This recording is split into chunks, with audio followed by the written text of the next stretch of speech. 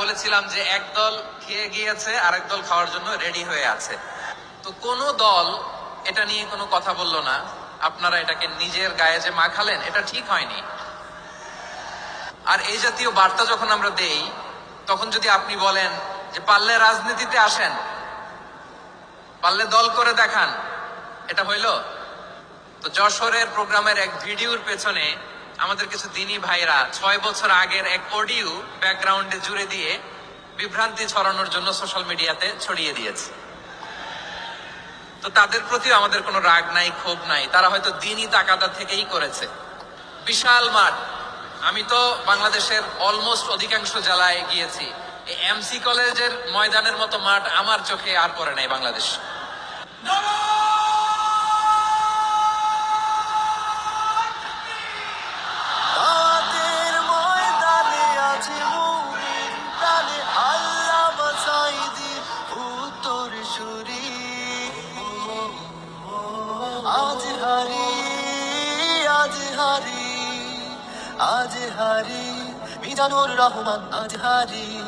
সিলেটের আলিয়া মাদ্রাসার যে ময়দান, সেখানে দীর্ঘ 33 বছর 34 বছর সরাসরি কোরআন থেকে তাফসির করে আপনাদেরকে শুনিয়েছেন এই ভূখণ্ডের তাফসির জগতের কিংবদন্তি শহীদ মরহুম আল্লামা দেলোয়ার হোসেন সাঈদী রাহিমাহুল্লাহ। আমরা আমাদের আল্লামার জন্য দোয়া করি, আল্লাহ তাআলা মরহুম আল্লামা দেলোয়ার হোসেন সাঈদী রাহিমাহুল্লাহর জীবনের সকল খেদমাগুলোকে আল্লাহ তাআলা কবুল করে নিক। ওনার কবরটাকে আল্লাহ তাআলা কোরআনের নূর দিয়ে মোনাওয়ার করে দিক। আমি আরো সৌভাগ্যবান যে আমি অত্যন্ত নগণ্য ক্ষুদ্র একজন কোরআনের ছাত্র হয়ে কোরআন থেকে যা বুঝেছি, এই কথাগুলো যখন দেশ থেকে দেশান্তরে যেখানেই যাই শোনাবার জন্য লক্ষ লক্ষ দিনী ভাইরা সেখানে উপস্থিত হয়, আলহামদুলিল্লাহ।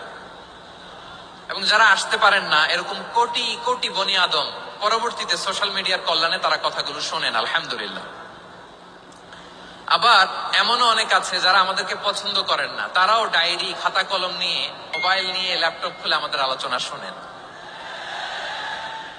আমি তাদেরকেও ভালোবাসি, কারণ আমার স্লোগান হচ্ছে হেরে যাবে ওদের হিংসা, ষড়যন্ত্র, জিতে যাবে আমাদের ভালোবাসা। যারা আমাদের বিরোধিতা করে, আমাদের ব্যাপারে ঘৃণা ছড়ায়, তাদের জন্য আমাদের বুক ভরা দরদ আর ভালোবাসা আছে না নাই? কারণ ভালোবাসা দিয়ে যা জয় করা যায়, কঠোরতা দিয়ে তা পারা যায় না। তো যারা বিরোধিতার জন্য আমাদের আলোচনা শোনেন, তাদেরকেও ওয়েলকাম। যারা আমাদের আলোচনা আউট অফ কনটেক্সট নিয়ে এক জায়গার মাথা আর এক জায়গার লেজ জুড়ে দেন, তাদেরকেও ওয়েলকাম। গত সপ্তাহে আপনারা জানেন খুলনা বিভাগের প্রোগ্রাম আমি দিয়েছিলাম যশোরে আদ্দিন ফাউন্ডেশনের উদ্যোগে। তো যশোরের প্রোগ্রামের এক ভিডিওর পেছনে আমাদের কিছু দিনী ভাইরা 6 বছর আগের এক অডিও ব্যাকগ্রাউন্ডে জুড়ে দিয়ে বিভ্রান্তি ছড়ানোর জন্য সোশ্যাল মিডিয়াতে ছড়িয়ে দিয়েছে।